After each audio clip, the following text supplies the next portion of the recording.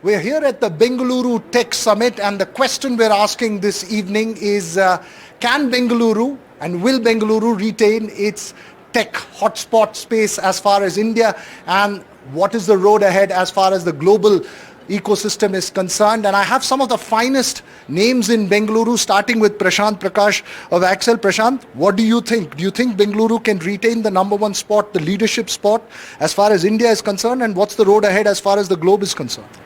See, Bangalore is a global hotspot today, right? So we are a top 5 hotspot globally, and I think in the global south, I don't see anybody coming close.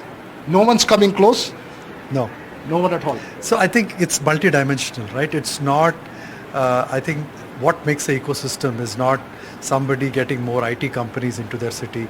It's not about getting more, universities into their city. I think it's about that, and this is a very soft thing that the city is developed, and which is what made Valley the Valley. It is the ecosystem which is very supportive of new startups.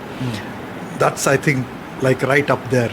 I don't think that kind of ecosystem which makes a startup thrive and get off the ground in Bangalore, it's just not there anywhere else. The second big thing is the number of funding institutions.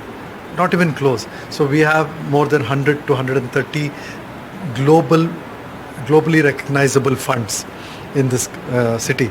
I think the closest would be Delhi or Mumbai with 20% of this.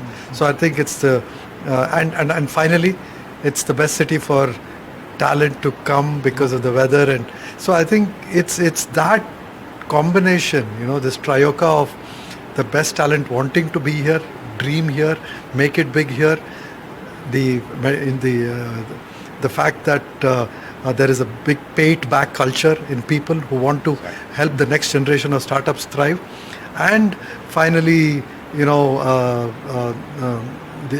whole aspect of funding institutions being here. I think this combination for some other city to rebuild, not in Bangalore, anywhere else in the global south, I think is very difficult. And in terms of perception, Madan, what would be the key challenges to maintain that perception? Much of this is not just numbers, it's also a question of perception in terms of thought leadership and being the opinion leader. Sure.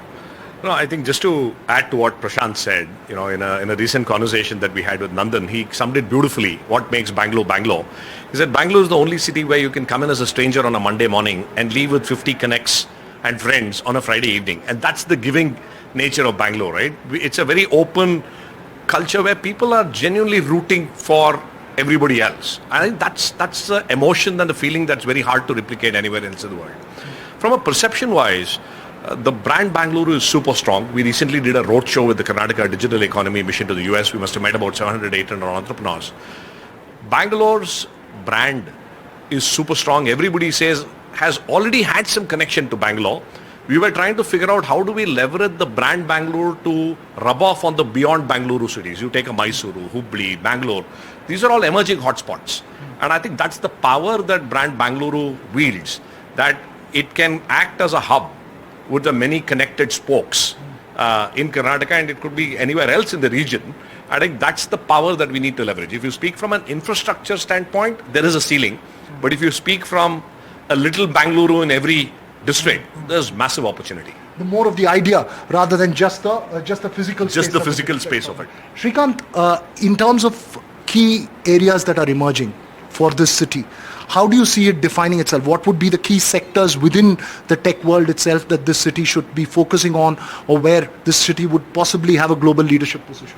So, I think obviously Gen AI is all pervasive today. That's one area which Bangalore should definitely focus on, already is focusing on. I think the thing is one feeds off the other. If you take a city like Bangalore, you have like a flywheel which has been created over decades. You take talent, you take funding, you take people who are startups itself. And common denominator is obviously the great weather and the helping attitude of the people. That's like the common. That is something which has developed over decades and extremely difficult to replace over short period of time. But coming back to your question, I think GenAI definitely one. IT services is something that we have always been. It's been a bread and butter. Bangalore has been like pretty much the leading city. I think that's definitely something that we should continue to focus on. And I think innovation, generally business innovation has been one of the fortes of Bangalore. Take a Flipkart, take a Myntra, take all these large startups which have really grown and become, if not globally, at least India-wise the largest. They've all been because of the innovation. I think these three areas are the ones that startups should focus on. And Venkat, in terms of global positioning of Bengaluru, you may be the number one in India, but there's still a long way to go there. Yeah, but still Bangalore is still recognized in the Western world at least, right?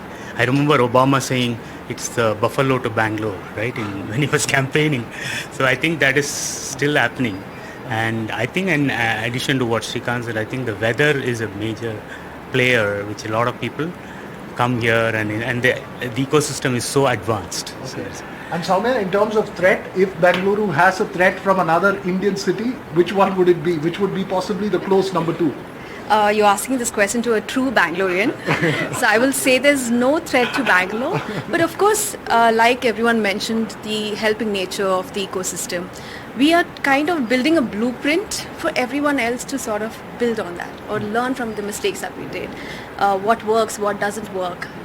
There could be different cities that are very good for certain sectors. There could be certain technology or government support that each cities have, which could be different from Bangalore. But there's a lot that has been built over decades in Bangalore.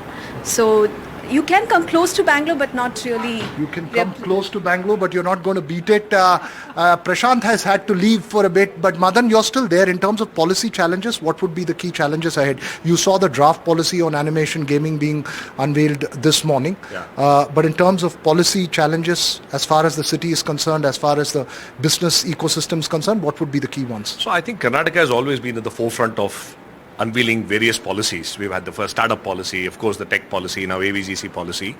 I think the challenge will be to bring the ecosystem together to make sure that the policies are rolled out and implemented in spirit, not just on paper, right? And I think the policies are very powerful. It all requires implementation, and it's not one entity's role to implement. And I think that's where the ecosystem has to come together and bring in their elements to the mix as well. Right, and I think that's the Panchamrut we need to create by bringing various elements together. That gap we need to accelerate and bridge. Okay, that's a gap that needs to be accelerated and bridged. This is the sentiment from here, the Bengaluru Tech Summit. We'll keep this conversation going, more about the city, its tech population and its business prospects. But that's all we have time for the moment.